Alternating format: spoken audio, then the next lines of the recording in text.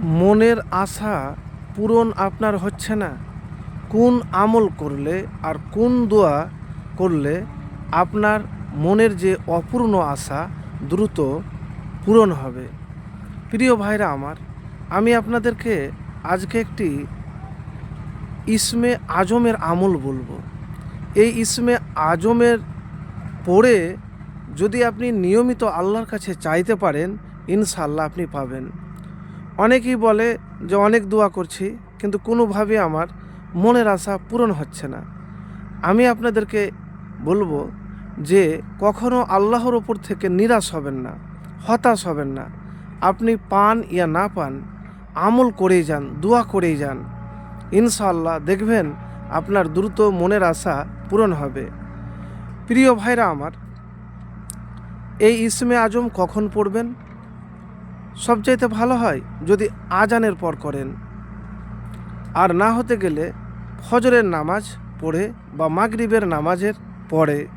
তো প্রিয় ভাই আমার, সেই ইসমে আজম একবার মাত্র পড়বেন। কতবার? একবার। তো সেই ইসমে আজম আপনাদেরকে বলবো, আল্লাহুম্মা ইন্নী আসআলুকা বিআন্নী আশহাদু আন্নাকা আনতাল্লাহু লা ইলাহা ইল্লা আনতাল আহাদুস সামাদুল্লাযী লাম ইয়ালিদ ওয়ালাম ইউলাদ ওয়ালাম ইয়াকুল লাহু কুফুওয়ান আহাদ। এর অর্থ হলো, হে আল্লাহ, আমি আপনার নিকট এই বলে দোয়া করছি, প্রার্থনা করছি যে আমি সাক্ষ্য প্রদান করছি আপনিই আল্লাহ, আপনি ছাড়া কোনো প্রকৃত মাবুদ নেই, আপনিই একক অমুখাপেক্ষী, যিনি জন্মদান করেননি ও জন্মগ্রহণ করেননি, তার সমতুল্য কেউ নেই।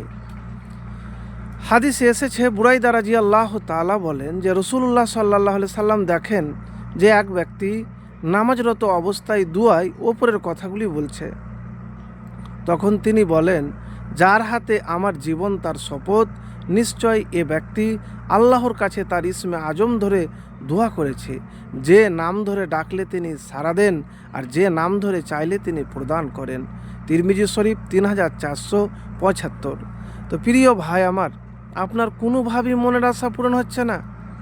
মনের আশা পূরণের জন্য আপনি ইসমে আজম পড়ার পরে আল্লাহর কাছে চান।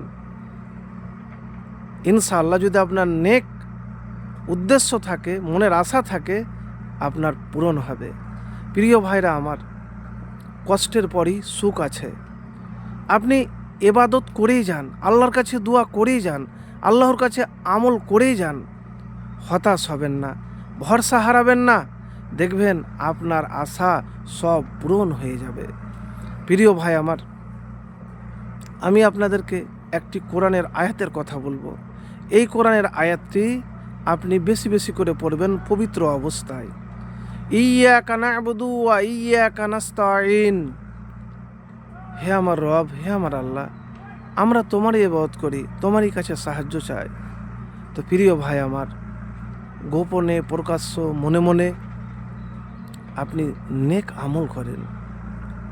নেক আমল করতে গেলে, আপনার নেক নিয়ত থাকতে গেলে আপনার মনের নেক আশা পূরণ হয়ে যাবে। ভরসাটা যদি আল্লাহর উপরই থাকে, ইনশাআল্লাহ আপনার অপূর্ণ আশা দ্রুত পূরণ হয়ে যাবে। তো প্রিয় ভাই আমার, আমলটি করে দেখুন, ইনশাআল্লাহ আপনি ফলাফল পাবেন। কিন্তু তার আগে আপনাকে মোত্তাকি হতে হবে। যদি মোত্তাকি হতে পারেন, আল্লাহওয়ালা হতে পারেন, আল্লাহ আপনার মনের আশা দ্রুত পূরণ করে দিবেন।